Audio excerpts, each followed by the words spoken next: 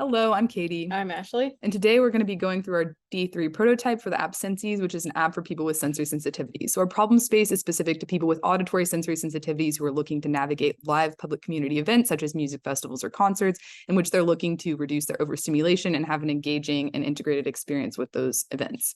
So our design language was inspired by our design workshop results. We use a natural, cool, and neutral color palette with lowered saturation, as well as curvilinear shapes and abundant negative space to promote calmness in our users. We use a clean, flat, minimalist approach with high contrast and a consistent card style segmentation across the app to enhance predictability. And we have fun illustrations that serve as a means for users to self-identify with the app. So moving on from our visual design language justification to those different functionalities, so we have a login option and a sign-in option for users. And the sign-up option, you're being able to pair your smart earbuds, which are a wearable device that pairs with our app that is able to collect biofeedback. It's also able to export sound data. It's able to do AI assisted noise cancellation and filtering, and also play mindfulness exercises as well. So the Bluetooth would pair, the sensors would pair. And then after that, people would be able to go through an onboarding survey in which they select liked sounds, disliked sounds, as well as the events that they attend, how they calm down in response to overwhelming stimuli, and any integration apps and possibilities that they'd like. And then it'll give them a recap, and this will be used to inform their overstimulation plans, as well as the various different AI presets and other functionalities that are in the app.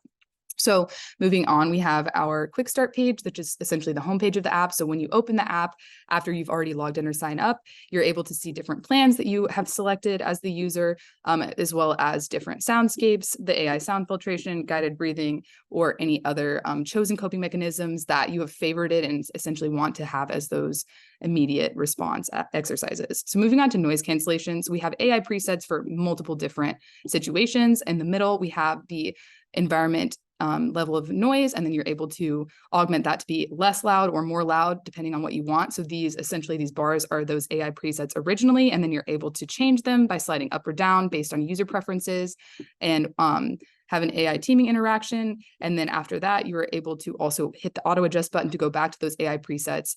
This could also be formed by those biofeedback results and would be able to turn and adjust the noise cancellation based on any user stress responses that are going on. And then you'd be able to send awareness alerts, which is essentially providing the user with feedback that the environment is distributing things that they might be able or might want to hear, such as like a loud car horn or other sounds that the user would benefit from hearing, even though they're being canceled out.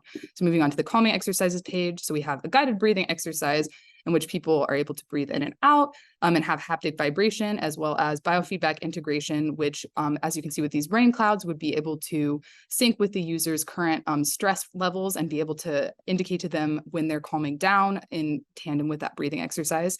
Moving on, we have a body scan. So this is a sped up version of what the user would be able to see visually on this page, and they'd be able to work through this mindfulness exercise in order to mitigate some of those sensory sensitivities. Moving on, we also have a guided visualization exercise, which is another mindfulness exercise, and then guided movement, which ties into the active stimming, which is very common among our user group, in which they'd be able to get tactile and haptic feedback from the app, as well as physically interact with it. So moving on to the sound library.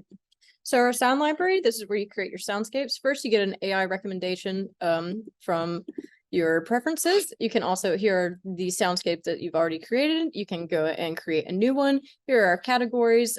We have evidence-based sounds included in this as well, such as binaural beats, which is that brain beats. So you would have, you'd click a category, and then you choose to listen to a couple of the different sounds, and then you choose to add them to your soundscape. Then you continue, and then here is where you can edit how loud you would like those sounds to be, or how loud or how quiet. And this creates your personalized soundscape to help you calm down. Yeah, so people would be able to play these and be able to sort by category as well as daily recommendation, as Ashley mentioned, and these would be informed by that user onboarding survey as well as AI presets. So moving on to the user profile page, this is where people can see those biofeedback visualizations that have been collected over time. The first is a machine learning generated stress score, which is a new metric in which people would be able to see specifically how their stress looks like over time, and then also during specific events or in a real-time live view. They'd also be able to see specific descriptive statistics, such as how many heart rate spikes or head movement spikes they're having in a day. They'd be able to see heart rate and other different variability statistics, respiratory rhythms, brainwave EEG statistics, and accelerometer statistics as well. They'd be able to see their specific plans, as we mentioned earlier, that the users would have created. And you could go through those. You could also create a new plan. And in creating this new plan, they'd be able to add any of the in-app or outside of apps, such as integration with Spotify, and you'd be able to see those as overstimulation plans that you could access in the moment. And then there's also finally this calendar view in which you can see specific instances, and then you'd be able to see those event recaps, which are collected via notification and a user survey, and then be able to see those inline biostatistics as well from those dates.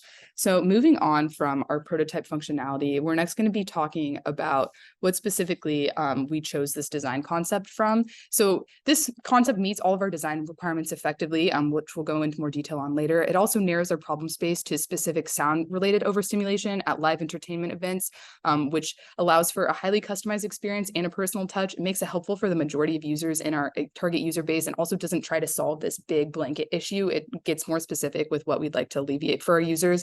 And it also uniquely empowers people with sensory sensitivities to engage with their chosen events rather than distract them or separate them. Mhm. So the innovative aspects about this app are that it integrates personalized coping tools with users' existing strategies into a single platform, which is not very common. Users normally have like their coping mechanisms scattered across their digital devices. It features AI-driven active noise cancellation that automatically adjusts according to user stress without the manual intervention. And this employs emerging technologies blending automation with user control. And this also includes the directional haptic feedback. So like Katie mentioned earlier, when a user would hear a sound or would not hear sound, but there would be a sound in the environment they were supposed to hear, they would get that haptic feedback. It also collects cutting edge biofeedback metrics such as the EEG, acceleration, etc. And it offers machine learning generated stress score, which is a new metric, and it allows for the creation of customized action-based plans that utilize evidence-based coping techniques. Yeah, so moving on to how our design meaningfully addresses our design requirements. So we have those feedback in the form of biofeedback visualizations. It also behaves predictably and consistently with our information architecture, as well as the perceived predictability of our app. It's also very flexibly customizable. There's a preference-based onboarding survey, personalized homepage, individualized soundscapes, and overstimulation plans. Basically, everything about our app is customizable. There's also toggles on and off for different biofeedback alerts and for different AI features as well. And then this promotes continued engagement with the event instead of removing the individual by allowing for different coping mechanisms which do not make the user remove themselves, such as those calming exercises, the noise cancellation, and the sound library tools. Additionally, it is extremely discreet. It's an app form, so this is something that you could just carry on your body, and then the earbuds also appear to be normal earbuds and can be worn comfortably. These are also portable and enhance user comfort in that they're very discreet, and then they fit in your ear in a comfortable way. The app also inherently meets these criteria, and then it reflects principles of design discussed in class, such as visibility of system status, in which we can see loading icons that function in real time. We also have a match between the everyday language and familiar icons of these people, and then the calming exercise reflect mental models associated with specific techniques as they're evidence-based. And specifically, Ashley's going to talk about the user control and freedom. Yeah, so users can tailor individual or holistic events or elements to their unique needs, including but not limited to the noise level sliders, the soundscapes, the profile settings, custom plans. And additionally, users can customize their biofeedback options in the settings. Like Katie mentioned, they can toggle on certain visualizations, and it supports 3 mechanisms of feedback during the common mechanisms, which are the visual, audio, and haptic. The app is also consistent, and this is very important for the nature of its use. It needs to be predictable to not add on to stress for our users. So it has consistent control elements like buttons, sliders, and toggles, and a card style for segmentation of information. And finally, another important thing that it hits on is that it's very flexible and efficient. So when you initially get that biofeedback alert of stress, it would take you immediately into your overstimulation plan. If you've set that as a preference, or you can also just open the app and go to your quick start page and just access things from there. So it provides that immediate access, and then it sends. Yeah, so finally, we're going to talk about those societal issues and individual group differences that our app addresses. So our app empowers people who deal with sensory sensitivities to manage their overstimulation discreetly and personally, and it alleviates the stigma of ableism that hinders public coping strategies. So this has commonly accepted practices of wearing earbuds and using a smartphone to increase the discretion of these user integrated coping techniques, and it supports frowned upon coping mechanisms in a accessible way for our users. And then we used Figma to prototype this.